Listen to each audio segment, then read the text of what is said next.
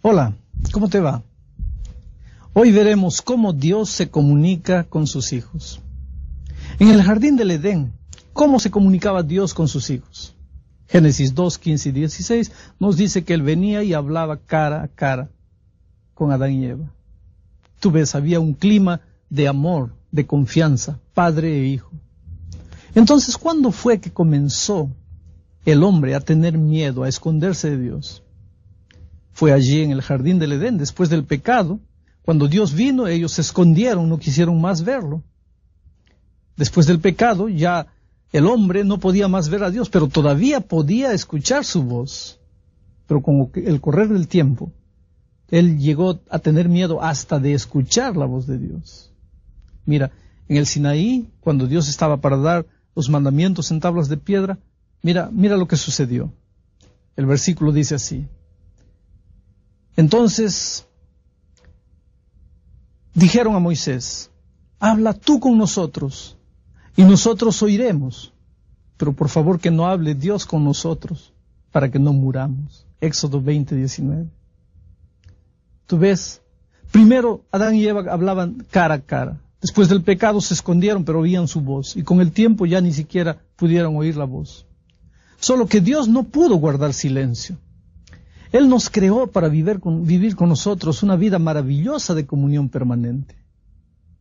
¿Qué podría hacer Dios para continuar comunicándose con sus hijos si ellos tenían miedo hasta de escuchar su voz? Ahí es que se da origen a este libro maravilloso que nos llamamos de Biblia o de Sagradas Escrituras. Después que el hombre tuvo miedo hasta de escuchar la voz de Dios, ¿cómo es que Dios pasó a comunicarse con los hombres? Hebreos 1:1 nos dice que Él contó su secreto. Él nos habla a través de los profetas, en fin, Él nos habla a través de los escritos bíblicos que quedaron para nosotros hoy. Pero ¿cómo sucedió esto? ¿A través de quién Dios inspiró su mensaje a los autores bíblicos? En 2 de Pedro, capítulo 1, 21, dice que las escrituras no fueron traídas por voluntad humana, sino que los santos hombres de Dios escribieron siendo inspirados por el Espíritu Santo. Ahora dime, ¿cuánto de la Biblia fue inspirado por Dios? 2 de Timoteo 3:16 dice que toda la Escritura es inspirada por Dios. Toda ella. No es solo el Antiguo Testamento o el Nuevo Testamento, es toda la Biblia. Ahora, la Biblia tiene algunos propósitos. ¿Cuáles son los propósitos del estudio de la Biblia? Según Salmo 119, 105, lámpara es a mis pies tu camino, lumbrera a mi camino. Lámpara es a mis pies tu palabra. Entonces el primer propósito es iluminar nuestro camino. Según Romanos 15:4, el propósito es enseñarnos y darnos esperanza en esta vida. Cuando no sabemos qué hacer, cuando necesitamos esperanza, vamos a la Biblia y ahí encontramos esperanza. Según Juan 17:17, el propósito de la Biblia es revelarnos la verdad. Cuando no conocemos la Biblia, podemos pensar que estamos en la verdad, mas a veces estamos en la mentira. La Biblia nos revela la verdad. Otro propósito más de la Biblia, Juan 5:39. Él testifica de Jesús, la Biblia testifica de Jesús y nos guía a la vida eterna. Tú puedes ver que la Biblia es el medio a través del cual Dios quiere comunicarse contigo. Si tú lees este libro todos los días, verás las promesas maravillosas que se cumplirán en tu vida. Por ejemplo, vas a encontrar aquí que Dios te ofrece fortaleza.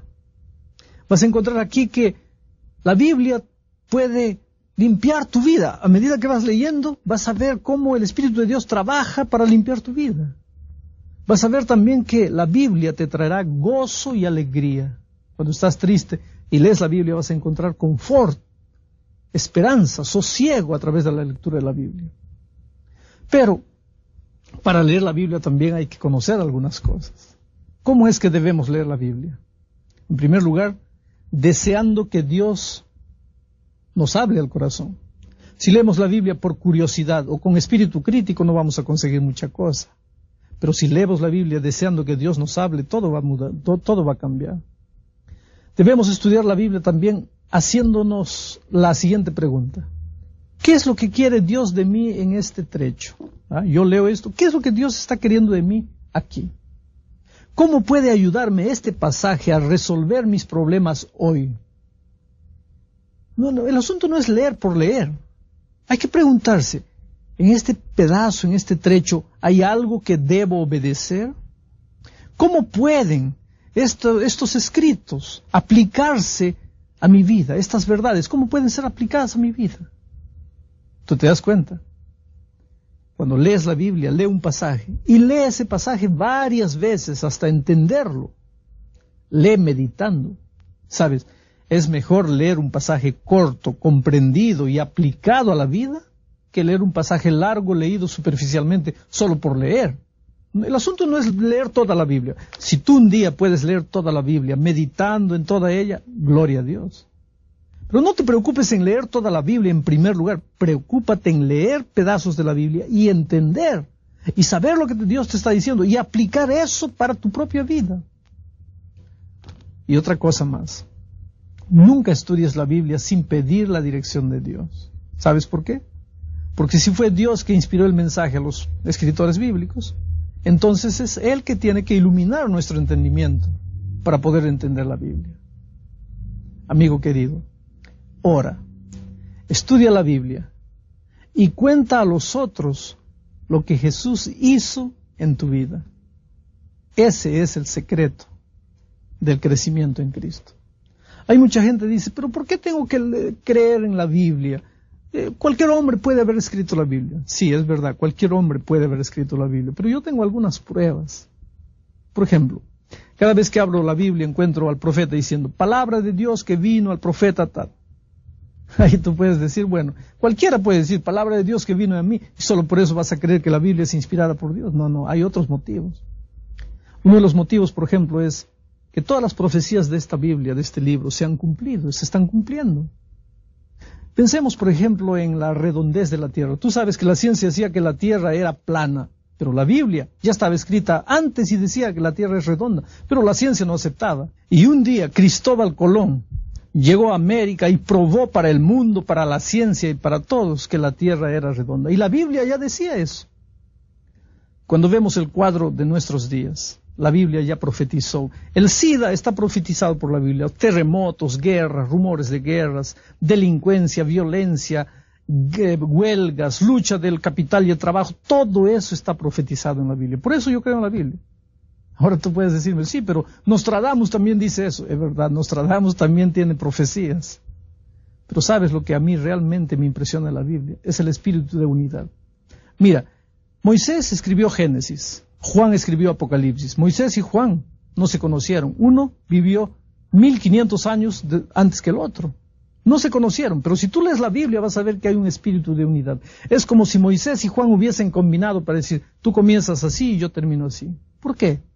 Porque una mente divina estaba por detrás de los 40 escritores de la Biblia. Yo tengo un argumento más. El poder transformador de la Biblia. Yo conozco delincuentes, asesinos, prostitutas, homosexuales, borrachos que un día comenzaron a leer la Biblia. A través de la Biblia el Espíritu Santo tocó la vida de esas personas, les mostró a Jesús y hoy día son completamente transformados. Tú puedes leer un libro de historia y lo único que consigues es información. Tú puedes leer un libro de geografía, vas a conocer más. Pero tú lees la Biblia y tu vida cambia. Y ese para mí es el mayor argumento de que esta es la palabra de Dios. Que Dios te bendiga.